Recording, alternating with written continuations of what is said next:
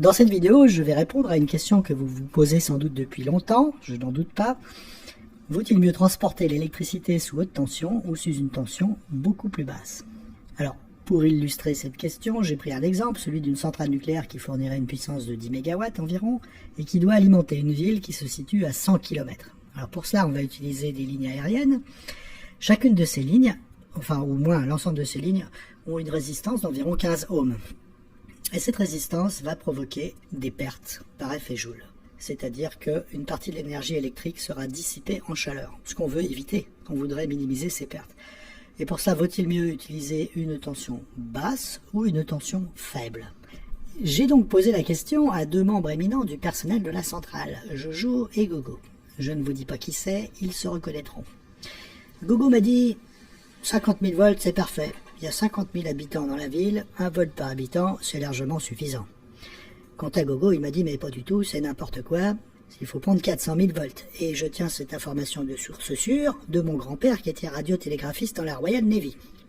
Comment savoir qui a raison? Eh bien, on va le savoir par le calcul. Donc on va faire d'abord un petit calcul qui consiste à déterminer quelle est l'intensité qui circule dans les fils dans chacun des deux cas. Alors pour ça, on va utiliser une formule que vous connaissez tous. L'intensité égale la puissance divisée par la tension. Dans ce cas précis, c'est 10 millions de watts divisé par 50 000 volts, ça donne 200 ampères, et dans l'autre cas, 25 ampères.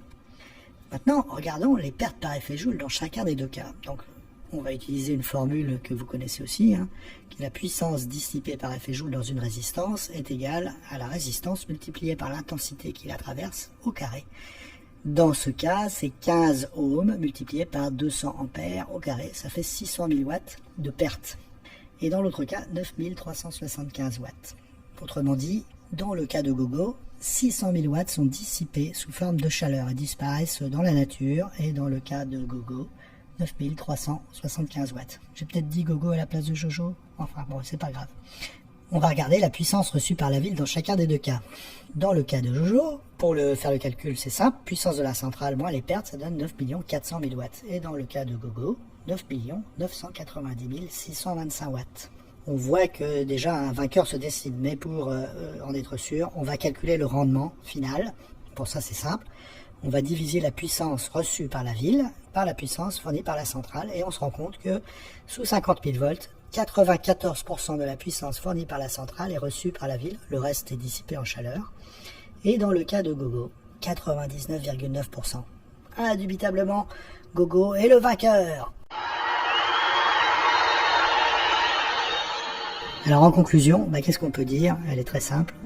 Eh bien qu'il vaut mieux transporter l'électricité sous haute tension pour diminuer les pertes par effet Joule.